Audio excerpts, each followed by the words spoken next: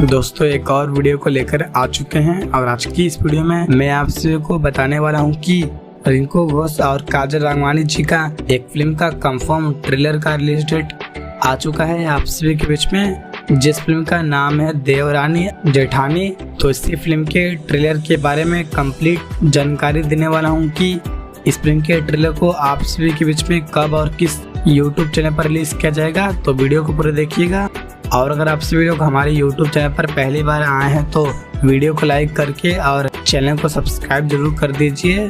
तो सबसे पहले आपको बता दें कि फिल्म देवरानी जेठानी, इस फिल्म के स्टार कास्ट में नजर आएंगे गौरव झा, काजल राघवानी, देव सिंह, रिंकू घोष, संजय पांडे। फिल्म के प्रोड्यूसर और डायरेक्टर की बात करें तो इस फिल्म के प्रोड्यूसर हैं प्रदीप सिंह, प्रतीक सिंह और इस फिल्म के डायरेक्टर हैं अजय कुमार झा। दोस्तों बताया जा रहा है कि ये फिल्म देवरानी जेठानी, इस फिल्म का ट्रेलर काफी ज्यादा शानदार और काफी कमाल का होने वाला है, जो कि आप सभी को काफी ज्यादा पसंद आएगा। चलिए दोस्तों बता दें कि इस फिल्म के ट्रेलर को आप सभी के बीच में कब और किस YouTube चैनल पर रिलीज किया जाएगा।